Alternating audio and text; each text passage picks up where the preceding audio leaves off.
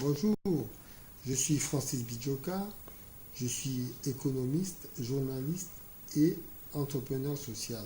Je suis auteur de l'ouvrage intitulé Le solidarisme, une solution intégrée aux problèmes du développement économique, ouvrage dans lequel je propose un nouveau paradigme de développement économique. Mais avant de proposer quelques solutions aux problèmes du développement économique, il faut pouvoir poser un diagnostic et cerner les problèmes du développement économique. Dans une précédente vidéo, nous avons abordé la question nous avons débuté avec la question de la colonisation. Nous avons expliqué pourquoi les pays européens sont venus coloniser les pays africains.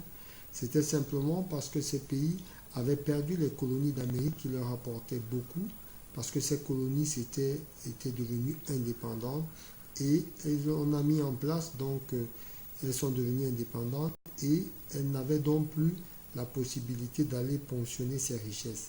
C'est la raison pour laquelle les pays européens ont donc décidé de se tourner directement vers l'Afrique pour venir eux-mêmes exploiter les ressources et la force de travail de la population africaine.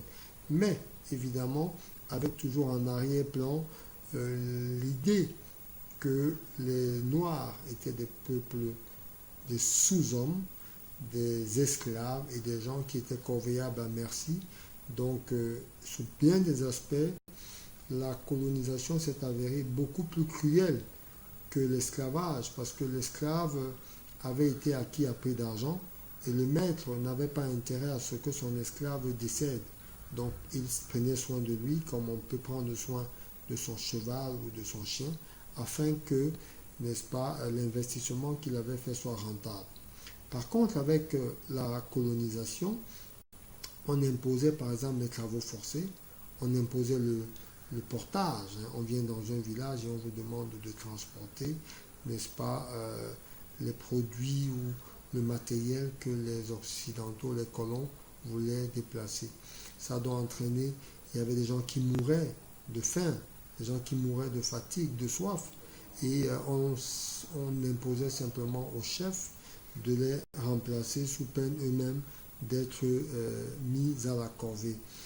Donc, nous allons maintenant aborder les effets ou les méfaits de la colonisation quant à la capacité des peuples anciennement colonisés de se développer.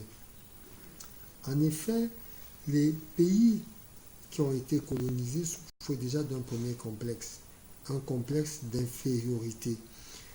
Lorsque les colons sont venus pour mieux asseoir leur domination, ils ont commencé par vouloir démontrer aux populations rencontrées sur place qu'ils ont désignées indigènes qu'elles étaient inférieures. Eux, ils avaient des vêtements et souvent la façon de se vêtir des populations indigènes était parfois un peu dénudée. Donc, ils ont commencé à dénigrer, par exemple, la médecine africaine. On a dit cette médecine n'est pas efficace. Ils ont imposé la leur. Ils ont essayé de casser les traditions. Ils ont essayé d'affaiblir les langues et de renforcer les leurs afin de couper le cordon ombilical qui rattacherait, n'est-ce pas, les populations noires à un quelconque passé glorieux ou de grandeur.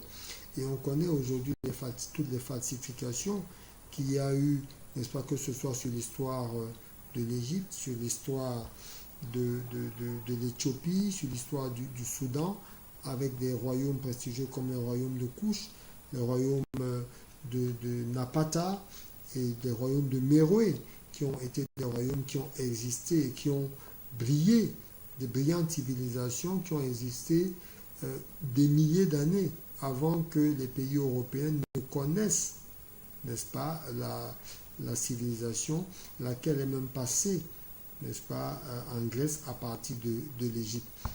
Donc, le rôle du colonisateur était si on veut, d'effectuer un lavage de cerveau sur les populations indigènes. Ces populations indigènes n'avaient pas droit à avoir du terrain. Ces populations indigènes n'avaient pas droit à l'éducation. Donc on a passé le temps à matraquer des populations sans leur donner la capacité de pouvoir se gouverner. C'est la raison pour laquelle lorsque ces pays accèdent à l'indépendance, une indépendance très souvent de façade, lorsqu'elles accèdent à l'indépendance, elles n'ont pas de capacité pour pouvoir prendre en main la gestion du destin de leur nation. Nous aborderons effectivement la question du destin de ces nations, n'est-ce pas, dans la suite de cette vidéo consacrée à la colonisation.